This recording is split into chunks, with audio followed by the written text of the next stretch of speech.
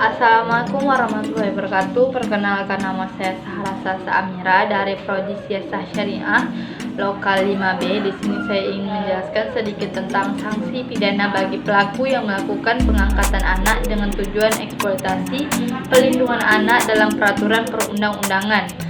Sebelum menguraikan lebih jauh sanksi bagi orang tua yang mengeksploitasi anaknya untuk meminta-minta atau mengemis, ada perlunya kita ketahui terlebih dahulu ketentuan hukum mengenal perlindungan anak. Ketentuan hukum terkait dengan pelindungan anak secara umum diatur dalam pasal 52, pasal 66 Undang-Undang Nomor 39 Tahun 1999 tentang Hak Asasi Manusia. Kemudian dalam Undang-Undang Nomor 23 Tahun 2002 tentang Perlindungan Anak, dan perubahannya juga telah diatur secara khusus seputar hukum perlindungan anak. Aturan mengenai perlindungan anak dari eksploitasi didasarkan pada pasal 13 ayat 1 huruf B Undang-Undang 23 tahun 2002 yang mengatur bahwa setiap anak selama dalam pengasuhan orang tua, wali atau selama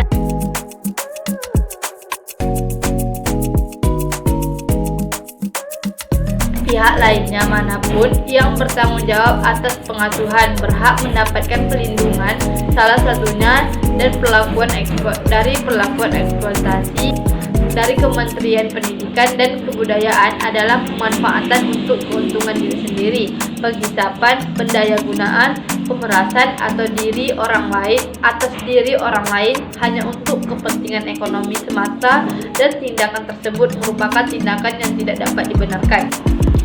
Larangan eksploitasi anak untuk mengemis oleh orang tuanya. Anak adalah seseorang lelaki atau perempuan yang belum dewasa atau belum mengalami masa pubertas. Anak juga merupakan keturunan kedua di mana kata anak merujuk pada lawan dari orang tuanya. Orang dewasa adalah anak dari orang tua mereka, meskipun yang bersangkutan telah dewasa. Menurut pasal 1 angka 1 Undang-Undang Nomor 35 Tahun 2014 tentang perubahan atas Undang-Undang Nomor 23 Tahun 2002 tentang perlindungan anak, anak adalah seseorang yang belum berusia 18 tahun, termasuk anak yang masih dalam kandungan. Bagian 4 angka 3 Undang-Undang Nomor 1 Tahun 2000 tentang pengesahan ILO Convention Nomor 182 condemning the prohibition and immediate action for the elimination of the word from of child divorce. Konversi ILO Nomor 182 mengenai pelarangan dan tindakan segera penghapusan bentuk-bentuk pekerjaan terburuk untuk anak.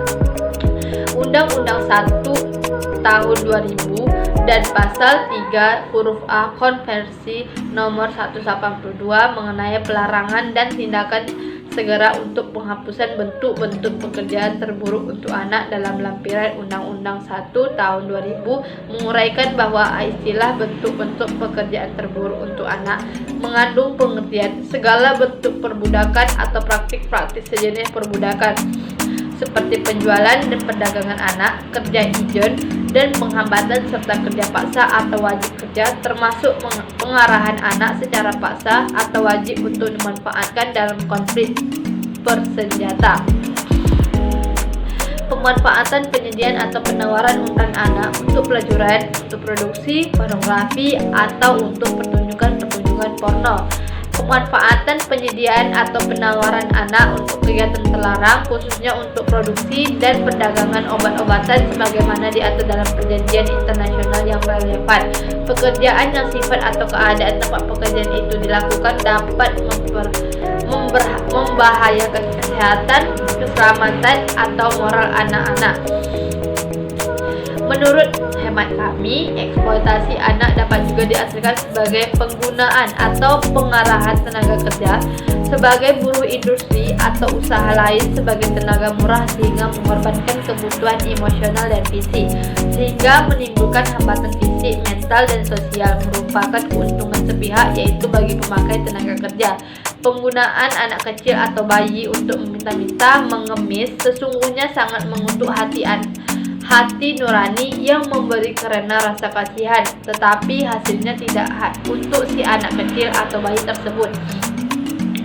Dalam Undang-Undang 35 Tahun 2014 diatur pula mengenai larangan bagi siapapun termasuk orang tuanya sendiri untuk mengeksploitasi anak baik secara ekonomi dan atau seksual, yaitu pasal 761 Undang-Undang 35 Tahun 2014. Setiap orang dilarang menempatkan, membiarkan, melakukan, menyuruh melakukan atau turut serta melakukan eksploitasi secara ekonomi atau seksual terhadap anak.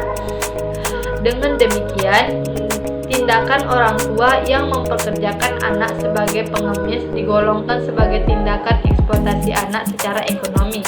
Sanksi terhadap orang tua atau siapapun yang mengeksploitasi anak baik secara ekonomi atau seksual adalah pasal 88 Undang-Undang 35 Tahun 2014. Setiap orang yang melanggar ketentuan sebagaimana dimaksud dalam pasal 761 dipidana dengan pidana penjara paling lama 10 tahun atau denda paling banyak 200 juta rupiah.